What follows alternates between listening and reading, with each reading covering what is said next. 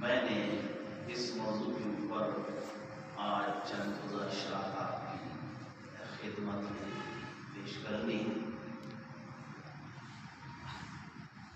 اس پہ حدیث واقعی ہے الغیث من دان نفسہ وعمل لما بعد الموت وعاجل من اتبع نفسہ ہواها وتمنى على الله۔ عقل مند وہ آدمی ہے جو اپنے نفس کو پہچانتا ہے اور موت کی بعد کی تیاری کرتا ہے، اور بے وقوف ہے وہ آدمی جو اپنے نفس کی پیروی کرتا ہے اور اللہ کی ذات پر تمنا کرتا ہے۔ یہ نبی پاک صلی اللہ علیہ وآلہ وسلم کا فرمان ہے۔ تو نفس کی خواہش میں زندگی گزارنے والا انسان ایک نہ ایک دن پچھتاتا ضرور ہے۔ اگر یہ بات مولوی کرے، عالم کرے، مفسر کرے، محدث کرے، فقیہ کرے، صحابی، تابعی، تبع تابعین یہ کرے، پھر تو غلطی ہو سکتی ہے۔ جب اللہ خود ہی یہ بات کرے تو پھر اس میں غلطی کا کوئی شک و شبہ نہیں رہتا۔ اللہ رب العزت فرماتے ہیں فَيَقُولَ رَبِّ لَوْلَا أَخَّرْتَنِي إِلَىٰ أَجَلٍ قَرِيبٍ۔ تو جس وقت موت قریب آتی ہے تو بندہ یہ خواہش کرتا ہے لولا أَخَّرْتَنِي إِلَىٰ أَجَلٍ قَرِيبٍ، یہ جو موت آ چکی ہے، میری زکوٰۃ، میری حج، میری نمازیں، میرے کچھ نیک عمل رہتے ہیں، اللہ اس میں تاخیر کر دے۔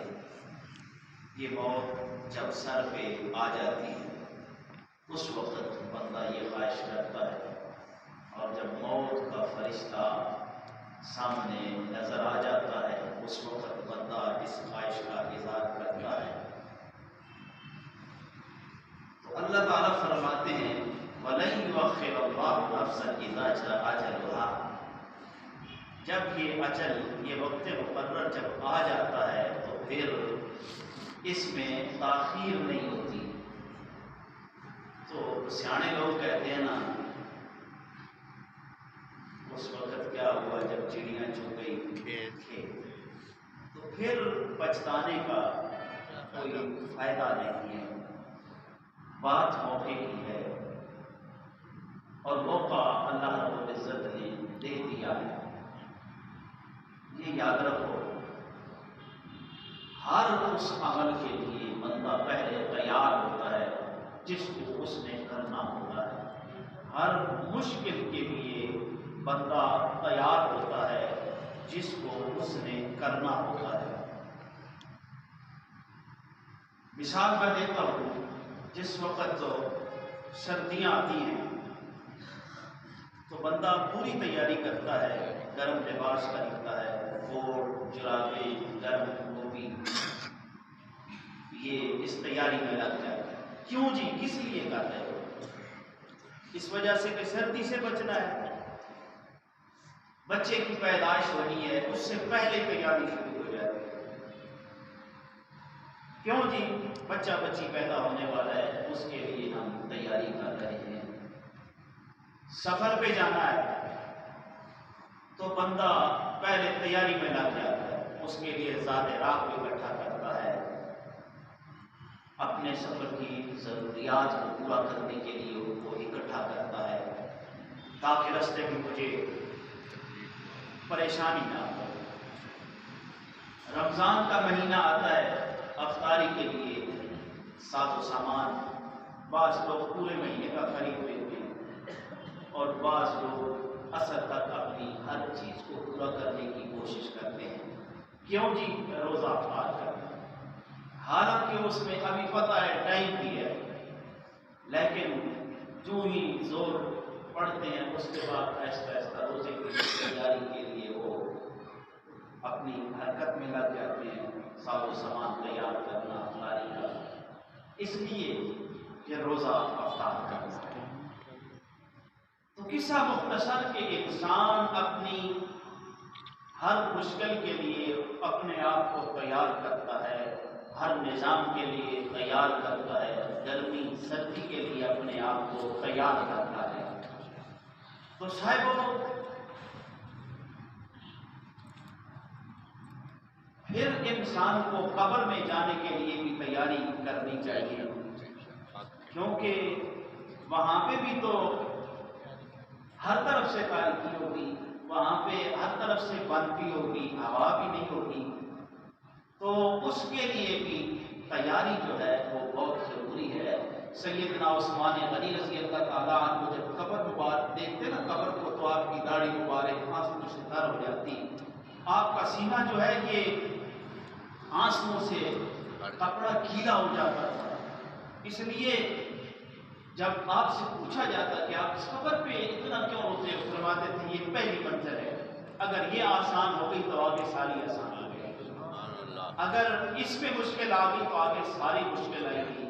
حالانکہ آپ یقین کریں وہ ہستی ہے جس کو ایک مرتبہ نہیں 7 مرتبہ نبی پاک نے اعلان کر کے کہا ہے کہ میرا عثمان وہ ہے جس نے اللہ کی جنت مجھ سے خرید لی ہے۔ یہ بات پھر نبی پاک نے فرمایا 10 مبشرہ 10 صحابی جن کو رسول اللہ نے جنت کی خوشخبری دی ہے، سیدنا عثمان غنی رضی اللہ تعالیٰ عنہ ان میں بھی شامل ہے۔ کتنا بڑا شرف ہے، آپ کو ذوالنورین کا لقب سے نوازے گئے اور قاصد خدا اور قاصد مصطفیٰ بن کے مکہ میں سیدنا عثمان غنی جاتے ہیں، اور جن کے لیے رسول اللہ موت کی بیعت کرتے ہیں وہ عثمان غنی ہے، اور وہ بھی جب قبر کو دیکھتے ہیں تو اس وقت جو ہے وہ رونا شروع کرتے ہیں، کہتے ہیں یہ پہلی منزل ہے۔ تو پھر ہمیں تو بدرجہ آدم اس کے لیے تیاری کرنی چاہیے۔ ہمارے پاس کوئی سرٹیفکیٹ نہیں ہے، حضرت عثمان غنی کے پاس تو جنت کا سرٹیفکیٹ ہے۔ چاہیے تو یہ تھا نا کہ وہ عمل سے بیزار ہو جاتے، مجھے کیا چاہیے؟ حالانکہ نبی پاک نے فرمایا یہ میرے صحابہ جو بدری ہیں یہ جو چاہے کریں، جو چاہے کریں، جو چاہے کریں، اللہ آج کے بعد ان کے عمل کا مواخذہ نہیں کرے گا۔ اس کے باوجود وہ اتنی تیاری کرتے ہیں۔ تو پھر ہم جب سردی کے لیے تیاری کرتے ہیں، گرمیوں کے لیے تیاری کرتے ہیں، افطاری کے لیے تیاری کرتے ہیں، بچہ پیدا ہونے والا ہوتا ہے تیاری کرتے ہیں، سفر پہ جانا ہوتا ہے تیاری کرتے ہیں، تو پھر موت کے لیے بھی تیاری کرنی ضروری ہے۔ اس کے بغیر گزارا نہیں ہے۔ یہ دنیا تو دھوکے کا گھر ہے، یہ تو ہمیشہ دھوکے میں جاتا ہے۔ اس وقت کیا پچھتانے کا فائدہ؟ اللہ اگر ایک گھڑی مجھے دے دیتا تو میں 2 رکعتیں پڑھ لیتا، اللہ 1 سال مجھے دے دیتا تو میں حج کر لیتا، اللہ 1 سال مجھے دے دیتا تو میں بقیہ زکوٰۃ ادا کر دیتا۔ اللہ کہتا ہے جب یہ آ جاتی ہے وَلَن يُؤَخِّرَ اللَّهُ نَفْسًا إِذَا أَجَلَهَا، جب موت آ جاتی ہے پھر ہم اس میں تاخیر نہیں کرتے، پھر ہم اس میں تاخیر نہیں کرتے۔ واللہ خبیر بما تعملون، اللہ خوب جانتا ہے جس نے زندگی دی ہے، جس نے اس کے گزارنے کے لیے اسباب دیے ہیں، جس نے عقل دی ہے، جس نے نظام حیات کو چلانے کے لیے سارا کچھ انسان کے لیے وقف کر دیا ہے، وہ اللہ خوب جانتا ہے، اور حقیقتاً وہ جانتا ہے۔ اس لیے وہ انسان پڑھا لکھا بے وقوف ہے جو اس کے لیے تیاری نہیں کرتا۔ بہت سارے ایسے لوگ ہیں، ہم دیکھتے ہیں اللہ نے سب کچھ دیا ہے، حج اس کے اوپر فرض ہے، وہ حج نہیں کرتا، زکوٰۃ فرض ہے، زکوٰۃ نہیں دیتا، جو دیتا بھی ہے تو ان لوگوں کو دیتا ہے جو اپنے کام کرنے والے ہوتے ہیں۔ یاد رکھو زکوٰۃ کا تو وہ پیسہ ہے جو جب لیتا ہے تو وہ لینے والا تیرے اوپر احسان کرتا ہے، اس کو عزت کے ساتھ اس کے گھر پہ پہنچا کے دے، یہ زکوٰۃ ہے۔ نہ کہ اپنے گھر میں کام کرنے والے کو بلا کے حقارت کی نگاہ سے دیکھتا ہے اس کو کیا لگے تیرے کپڑوں کے ساتھ، تیری سوٹے ٹوٹے زندگی کے ساتھ، تیری شاہانہ زندگی کے ساتھ، تیری کار کوٹھی کے ساتھ، اسے کیا لگے؟ وہ تو کچھ نہیں دیکھتا، وہ تو بندے کا دل دیکھتا ہے، وہ تو دلوں کو دیکھتا ہے۔ انہو کو کہتا ہے، قرآن میں بھی کہتا ہے انہو علیم بذات الصدور، دلوں کو خوب جاننے والی ذات جو ہے وہ اللہ کی، اللہ وحدہ لا شریک کی ذات ہے۔ تو اس لیے انسان کو اپنی آخرت کی تیاری کرنی چاہیے، یہ نہیں کہنا چاہیے اور چھوڑیں جی مولوی لگے رہتے۔ یہ اس وقت کے منافقوں نے بھی کہا تھا، حالانکہ نبی پاک کی ذات بیچ میں موجود ہے۔ جب کسی غزوہ سے واپس جا رہے تھے نا صحابہ، تو عبداللہ بن ابی نے کہا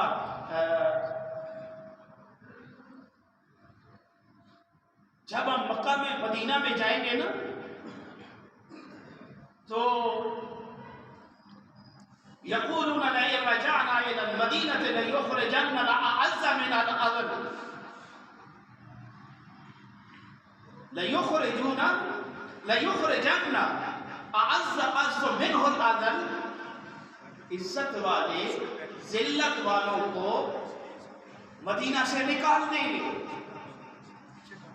اب کون کہہ رہا ہے؟ عبداللہ بن ابی کہہ رہا ہے۔ ذلت والا کن کو کہہ رہا ہے؟ اللہ کے نبی کو کہہ رہا ہے، جن کی شان مسلم ہے۔ بات تو یقین کی ہے نا، یقین اگر نہیں ہے تو کچھ بھی نہیں ہے۔ اب حضرت زید بن ارقم، یہ کم عمر صحابی رسول ہے، وہ مذاق بھی کر رہا تھا اپنے لوگوں کے ساتھ۔ جب انہوں نے دیکھا نا، انہوں نے کہا خدا کی قسم میں اللہ کے رسول کو بتاؤں گا۔ تھوڑی بہت اس نے ٹال مٹول کی، صحابی کم عمر تھے، رسول اللہ کو آپ کے بتاتے ہیں عبداللہ بن ابی یہ کہہ رہا ہے۔ اللہ کے نبی کو اس بات سے بڑی تکلیف ہوئی، آپ کا رنگ متغیر ہو گیا، کہا چلو اٹھو چلتے ہیں، سواریاں تیار ہو گئی۔ اچانک حالانکہ اس طرح نبی پاک نے کہا تھا۔ اب سیدنا حضرت عمر فاروق نے کہا یا رسول اللہ آپ کا حکم ہو تو میں اس منافق کی گردن جو ہے اڑا دیتا ہوں۔ اب غیرت عمری تو پھر عمر ہی ہے، عمر جیسا تو پھر کوئی نہیں ہے نا۔ عمر کے نام سے صرف منافق کو تکلیف ہوتی ہے، مومن تو عمر کا جب نام لیتا ہے سینہ ٹھنڈا ٹھار ہو جاتا ہے۔ تو کہا یا رسول اللہ حکم ہو تو میں اس کا سر قلم کر دوں۔ میرے نبی نے فرمایا نہیں عمر، غیر کہیں گے اپنوں کو مارنا شروع کر دیا مسلمانوں کے لیے، حکمت بھی تو کوئی چیز ہے۔ تو جب یہ بات عبداللہ جو ابن ابی کے بیٹے ہیں، ان کا نام بھی عبداللہ ہے، صحابی بھی ہیں، آ گئے یا رسول اللہ مجھے اگر آپ حکم کریں نا تو میں اپنے باپ کا سر قلم کر دے۔ یا رسول اللہ کوئی اور کرے گا تو میری غیرت فطری جاگے گی، جب وہ میری نظروں کے سامنے آئے گا تو مجھے تکلیف ہوگی، اس لیے میں خود ہی اس کا سر قلم کر دیتا ہوں۔ میرے نبی نے اجازت دی۔ اب بات جو ہے اس نے ٹال مٹول شروع کر دی۔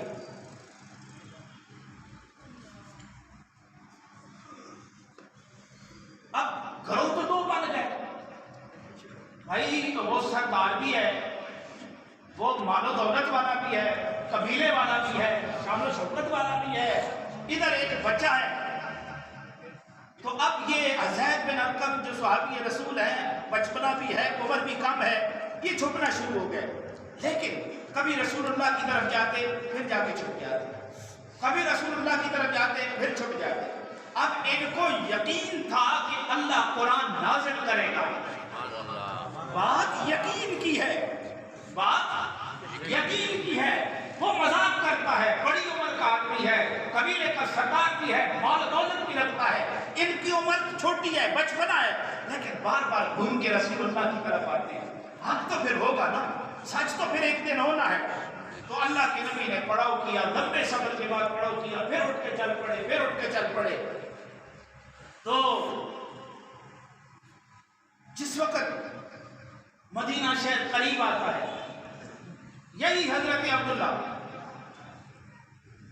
اس کے گوڈے پہ اپنا پیر رکھ کے کہتے ہیں سن تو شہر مدینہ میں نہیں داخل ہو سکتا۔ کس کو کہہ رہے ہیں؟ اپنے باپ کو۔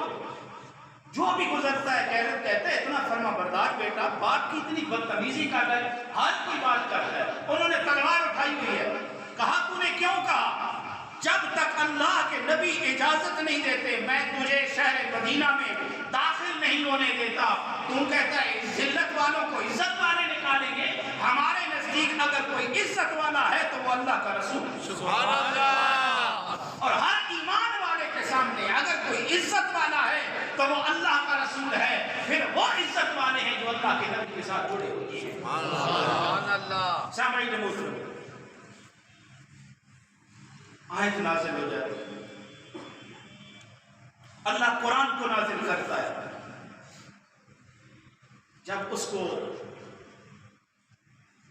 کچھ لوگوں نے کہا نا دیکھ سچ جو ہے وہ چھپ تو نہیں سکتا، اور اللہ اپنے نبی کو آگاہ بھی کرتے ہیں، تو جا تو معافی مانگ لے، وہ تو بڑے کریم میں معاف کر دیں گے. اب بندے کے اوپر جب حرام چڑھا ہو، بجمانی چڑھی ہو، بے غیرتی اور بے حمیدی چڑھی ہو، وہ پھر سچ کو نہیں سمجھتا. اس نے اپنے بیٹھو یا باری میں ادھر جا کے معافی مانگی. میں کیوں معافی مانگی؟ یہ بات اس کی کرنی تھی. جب یہ بات سنتے ہیں حضرت زید بار بار نبی پاک کے پاس چکر لگاتے ہیں. ایک دفعہ آتے ہیں تو نبی پاک کے اوپر وہ کیفیت تاری ہوتی ہے، آپ کی اونٹنی ہے وہ تھک رہی ہے، چہرہ مبارک متغیر ہے، پسینہ ہے.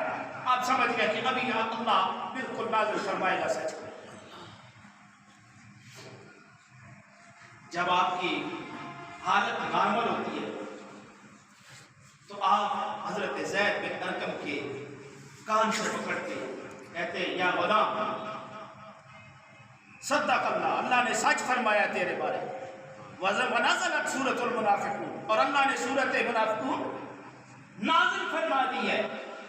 تو اللہ نے کہا وَإِذَا قِيلَ لَهُمْ تَعَالَوْا يَسْتَغْفِرْ لَكُمْ رَسُولُ اللَّهِ، جب اسے کہا گیا چلے جا اللہ کے نبی کے پاس، اللہ کے نبی تیرے لیے رب سے مغفرت مانگیں گے، اللہ تجھے معاف کر دے گا. یستغفر لکم رسول اللہ، اللہ تیرے لیے مغفرت، اللہ کے نبی تیرے لیے مغفرت مانگیں گے، اللہ تجھے معاف کرے گا. کہتے ہیں لبوا رؤوسہم، لبوا رؤوسہم، اپنے سر کو جھٹلاتا ہے. وَرَأَيْتَهُمْ يَصُدُّونَ وَهُمْ مُسْتَكْبِرُونَ، دیکھتے ہیں اسے تکبر کی حالت میں، اللہ کے نبی مجھے کیا وہ چھڑائیں گے. ظالم تجھے پتہ نہیں ہے، ذرا اس منظر کو تو سامنے رکھ. قبر میں کون ہے جس کی وجہ سے تیری قبر جنت کے باغوں میں سے باغ بنتی ہے یا جہنم کے گڑھوں میں سے گڑھا بنتی ہے؟ اتنا تو ذرا سوچنا.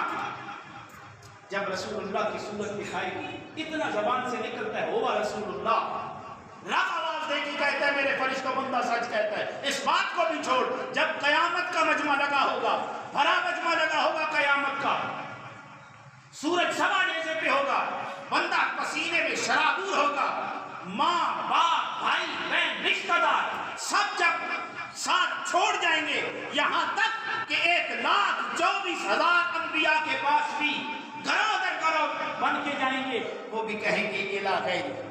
یار اس منظر کو تو ذرا دیکھ لو، میرے رب کا انس اور محبت اور شفقت اپنے نبی کے ساتھ تو دیکھنا. رب کہے گا میرے محبوبہ سر اٹھانا، میرے محبوبہ سر اٹھانا. پنجابی میں کہتے ہیں نا کوئی دوست آ جائے، کوئی بات منوانی ہو، اس نے کہا یار میں آ گیا ہوں، تو یار تم آ تو گیا ہے، تو کچھ بولنا تو میں تیرے بولنے کا بول پاؤں. یہی بات ہے نا. اللہ نے کہا محبوبہ سر اٹھانا، تو بات کر، میں تیری بات کو قبول کروں. بول، میں تیرے بولنے کو عزت دوں.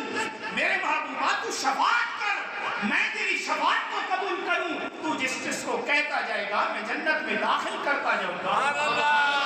وہ مقام قیامت کا اتنا نہ دیکھا، سر کو جھٹلا کے کہتے ہیں اللہ کے رسول. اللہ قرآن میں کہتا ہے وَإِذَا قِيلَ لَهُمْ تَعَالَوْا يَسْتَغْفِرْ لَكُمْ رَسُولُ اللَّهِ، وہ بات کر دی ہے آجا اللہ کے نبی کے پاس، وہ سفارش کریں گے، وہ معافی کی درخواست اللہ کیا کریں گے. اللہ ان کی بات کو پورا کرے گا. جب قیامت کے دن پورا کرتا ہے تو یہاں پہ کیوں نہیں کرے گا؟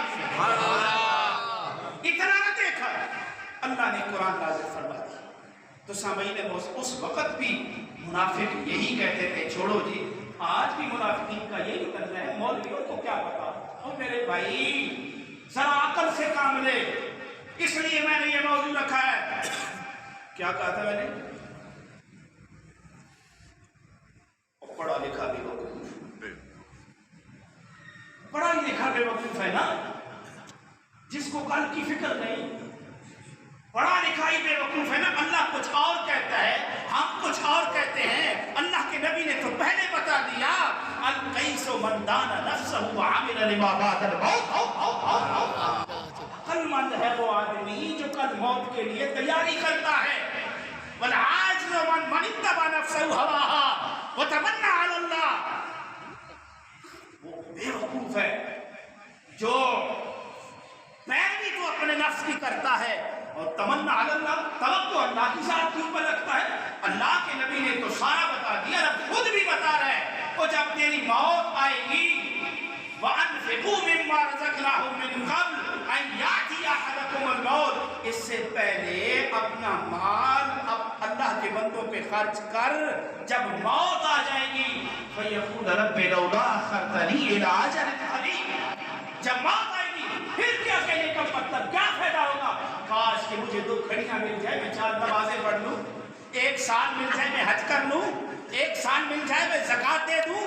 میرے بھائی اس وقت پچھتانے کا کوئی فائدہ نہیں۔ تیرا رب جو کہہ رہا ہے وَلَن يُؤَخِّرَ اللَّهُ نَفْسًا إِذَا أَجَلَهَا، ہم نہیں تاخیر کرتے جب موت آ جاتی ہے۔ تو آج میں جب پڑھے لکھے لوگوں کو دیکھتا ہوں نا تو مجھے حیرانگی ہوتی ہے۔ اب سیزن بھی ہے، ایک دوسرے کے اوپر زبان کے قلم کے تیر چلانے کا موقع بھی ہے۔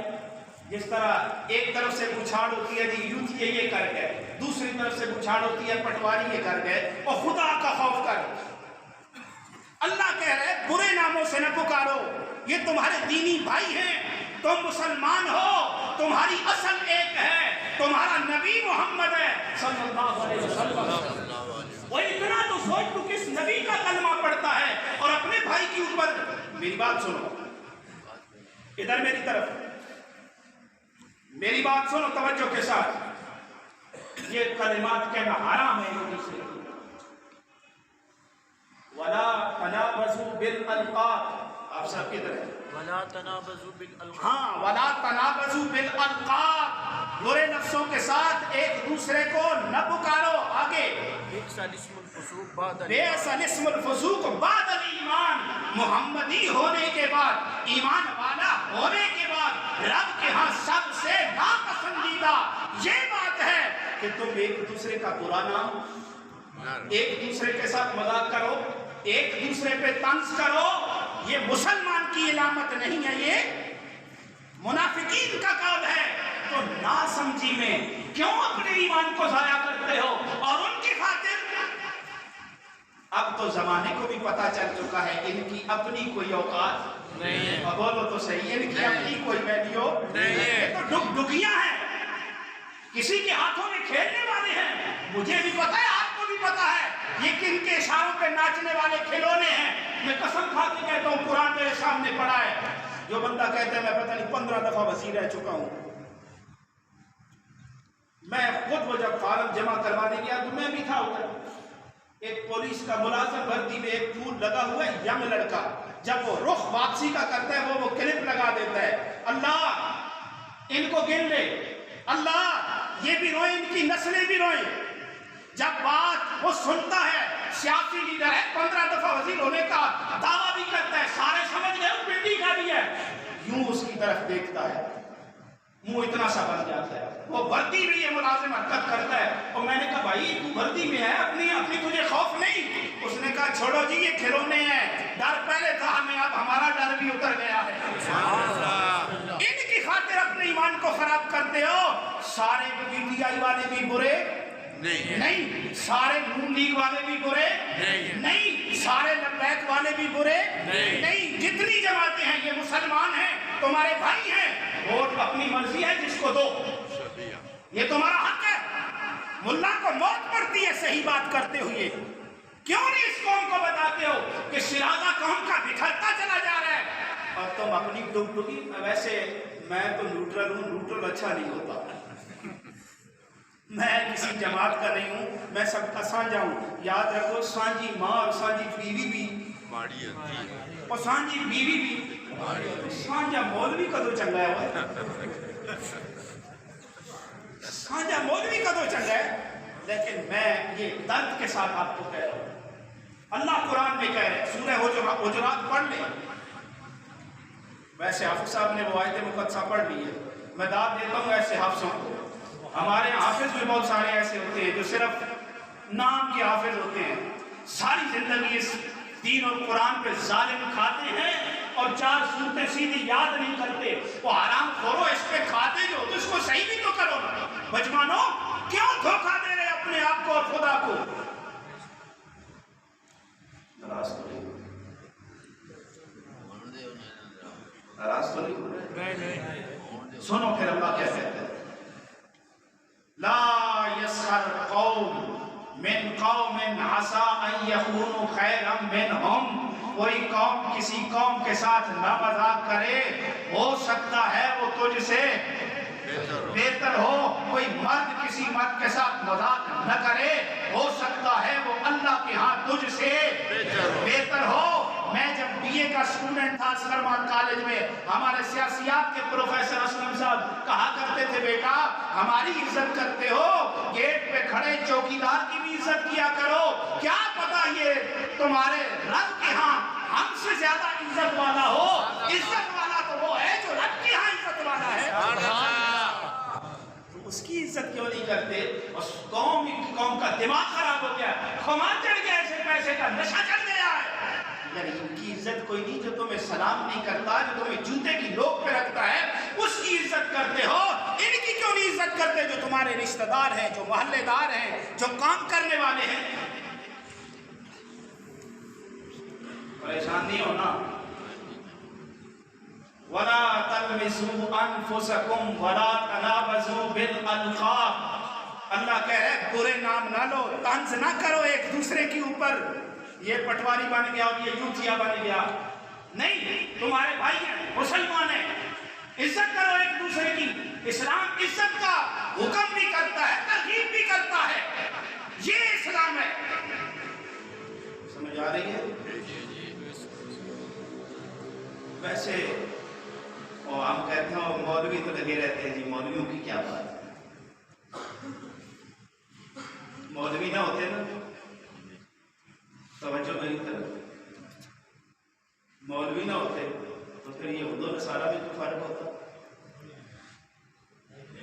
ہم رشتے دیتے نا اور رشتے کرتے. مولوی نہ ہوتے، بڑی سخت بات کرنے لگا ہوں، مولوی نہ ہوتے تو ختم نبوت کے ڈاکو آج ڈاکہ ڈال نہ چکے ہوتے. بولو نا، مولوی ہے نا جنہوں نے جان ہتھیلی پہ رکھی ہوئی ہے. ایک مولوی ایک مچھی کی وجہ سے سارا دریا خراب نہیں ہوا کرتا. اپنے عقل کو ٹھکانے لگاؤ. یہ یہود و نصارہ کا وتیرہ ہے، ان کو دبا کے رکھو. قرآن بھی یہی کہتا ہے نا، جو نبی کے گرد بیٹھے ہوئے ہیں ان کو دباؤ، خود بخود اٹھ جائیں گے. اللہ کہہ رہا ہے قادر مطلق میں ہوں، جن کو میں طاقت عطا کروں تم کیسے اٹھاؤ گے؟ پیچھے رب کی طاقت ہو. پھر بات پیسے سے نہیں بنتی، عزت پیسے سے نہیں خریدی جا سکتی. عزت و ذلتوں کا مالک اللہ ہے. تو پھر اللہ یہ کہہ رہا ہے اپنے بھائیوں کو برے الفاظ سے نہ پکارو. دعا ہے